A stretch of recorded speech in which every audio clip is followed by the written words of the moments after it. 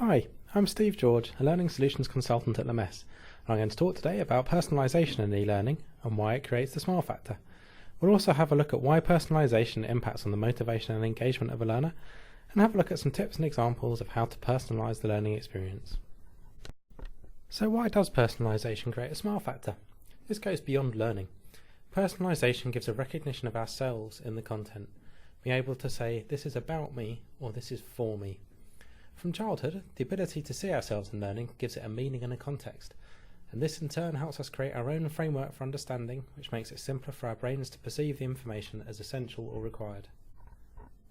So what this means in practice is that the more personal information is, the more attention we're likely to pay and the more we're likely to remember. A lot of people have a natural rejection of being classified or put in a box. Generic content is needed, but adding features that acknowledge the difference in your audience is also important. One size rarely fits all, so you can do this in a number of ways. For example, providing the same information from multiple angles so everyone finds a story that resonates with them as an individual. Personalising a course also makes it attention grabbing. Putting the learner at the heart of the journey makes it much more impactful and can add a real element of surprise. Loyalty in an audience should never be underestimated either. Marketers know that the more you personalise something, the greater brand loyalty you achieve. And this is important for e-learning too, where preconceptions are a critical factor in success. Personalising e-learning can also create the sense that you understand your audience. Training and e-learning is something that people often feel is done to them. Personalising will create instead the sense that it's something done for them and make them much more likely to proactively pursue opportunities to develop themselves. So what's the impact of personalisation on motivation and engagement? Well, pitching the learning to what people already know or tuning it to actions that they need to know helps to keep them engaged and motivated throughout. For example, you might guide a learner down a certain route in response to answers that they gave in a pre-learning assessment, or you might use questioning during the learning itself to take them down different routes. Branching in this way avoids teaching them what they already know, which will keep them engaged, but will also make sure that people who need to know it are taken down paths that will give them that information. This keeps the overall effectiveness of your solution while increasing the engagement and motivation. Personalised feedback motivates a learner as well.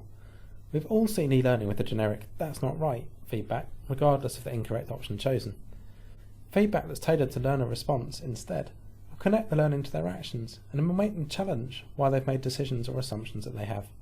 Again, this is personalisation light, but it's the kind of thing that's often overlooked. You can also allow a learner to explore and learn for themselves. Well-written learning will inspire them to explore and discover solutions as they go, making the experience much more immersive and engaging. Psychology and neuroscience play a part too.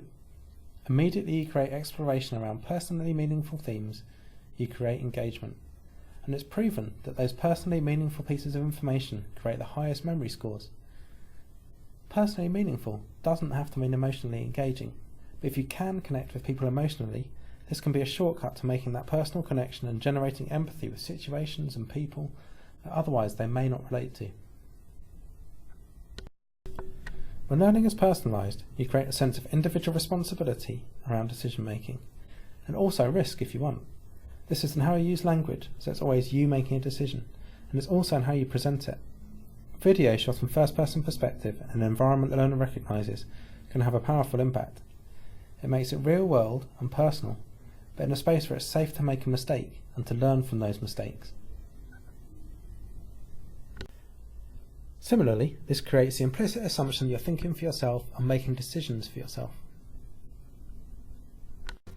Lastly, personal expectations influence how much information you retain and how you engage with that information.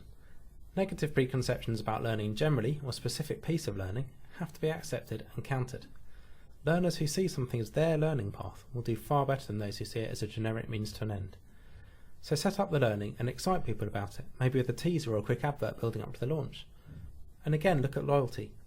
Where people think something is for them, however generic it actually is, they're inspired to keep going back. So what else can you do to keep your learning personalised? Keep it simple. Engagement drops with complexity. So for example, allow people to choose an avatar or follow a path specific to their role, enter their name and then play it back to them at key parts in their learning. It doesn't have to be complex to be engaging. Change the language. Make the outcomes personal. Give different responses, sometimes subtle, sometimes more obvious according to the input. In design terms, it's a simple branching scenario, but it's very powerful. In this example, you're asked how you'd react if your boss was using their mobile phone while driving. Your response then leads to further challenges as you progress through the learning. Make the learning as much like the real world as possible. There's not always happy endings, even if you make all the right decisions. Whether the learner feels comfortable with this or not is personal, and that creates talking points, prepares them for situations they'll encounter, and resonates with them far more than everything always working out. For example, a manager will have difficult HR conversations. They need to be trained and prepared for that, and the emotions they'll personally feel. Create multiple scenarios to resonate from different angles. The cost of accidents at work, for example. For some it will be the moral implication that hits hardest with them. Others the legal consequences, the personal impact, the financial cost. Include them all, and you'll make people consider things they may not have done immediately, and they'll find something that connects with them individually, creating that personally meaningful experience.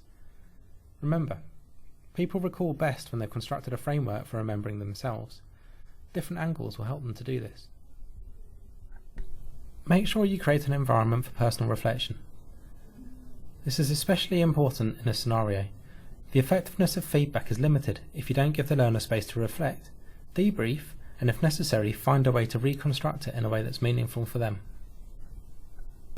So hopefully that's given some insight into why it's important to ensure learning's personalised. It's all about engagement and creating a memorable experience that makes the learner want to find out more, because an engaged learner will retain more and better apply what they've learned in the real world.